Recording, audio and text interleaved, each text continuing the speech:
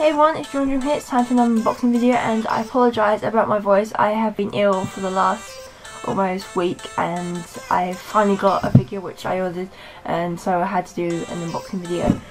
So yeah, here I have the Wish Upon the Pleiades, or it's also known as Hokagu no Pleiades. I think that's how you pronounce it. But this is Subaru, and this originally was a light novel which they eventually released an anime. I've watched the anime and I'm planning to cosplay as this character at some point, but this figure is really old. This is back in 2012 when they made this figurine, before the anime was even released, and I've seen how much this figure goes for. It goes for over £100. Just happened when I saw it on AmiYami pre-owned, although it's like pretty much brand new.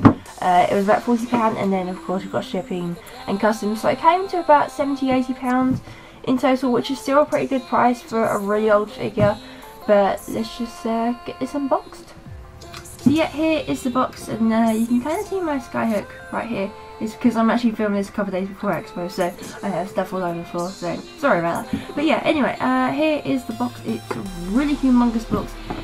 In total, this figure is over 12 volumes of manga long because of how the figure is. Yeah, here is the front. It's really nice, and it's got like a galaxy background to it, and it even has the official Gainax sticker, which I think is the people who made this. I'm not entirely sure, or Gainax is the anime company. I honestly cannot remember because I don't do companies about figures and stuff. But yeah, here is the front cover. On the side we have two little windows. On the back, this is what the full figure looks like, and you can see that it is absolutely humongous. Like the staff she's riding on is like twice as big as her, maybe even longer, but yeah, it's just really pretty. And on the side we've got another one of that. The bottom is just plain white because no one can see that. At the top it's pretty much the same inside. So yeah, we might as well just get this unboxed, because there's not a lot about the box that I can show and talk about, because it's a box. We want to get to the figure basically. So here is the figure out of the box. Of course it comes in the blister packaging. I actually figured out what it was called by watching other figure unboxings, and it actually comes in two parts. So you've got the main figure, and then on the back you've got this piece here, which is the, I suppose, the stand slash base kind of thing that she sits on. And then of course you've actually got the base at the bottom, which you can see there. So let's actually get the main figure unboxed and then go on to the accessories. So here is the figure itself. She's not actually on a stand, but thought I'd just show off on her own. So yeah, she actually looks really nice. In fact, she's such an old figure. She's really nicely sculpted, like I can't see any mistakes. She's really nicely painted, so she's got details on the back there. She's got the little stars on her outfit. And yeah, it's just a really pretty figure. And here's the face, which is honestly the nicest part of this figure, I would say. So yeah, that's the main figure. Let's move into the other pieces.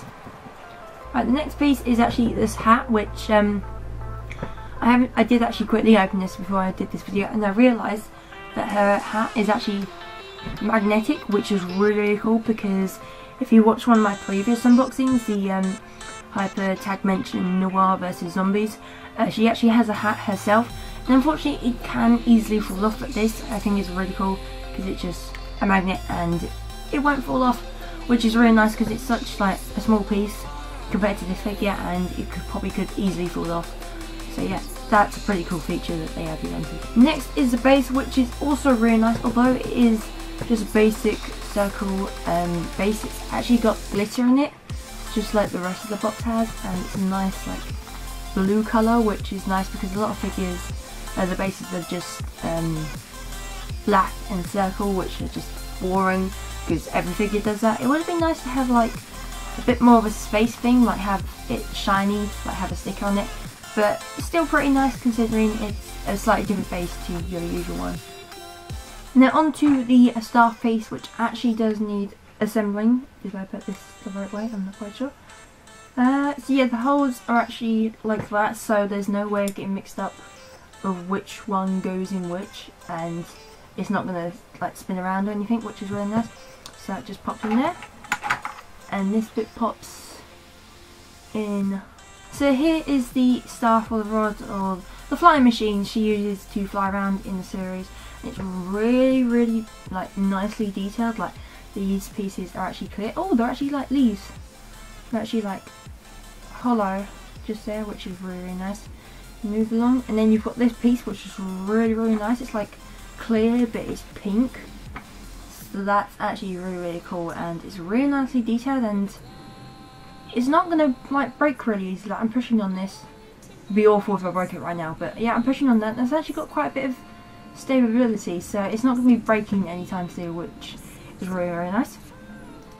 And then we have the two pieces to keep the staff fly thing actually up and in place. And then this is how Subaru is going to actually stay up. We've got a metal piece, I suppose, which is going to really keep the figure up because it's metal. And then we've got a little seat, so she sits on that, and then somehow the rod attaches on. I'm not quite sure how this figure completely works out, but let's do that right now. So far away.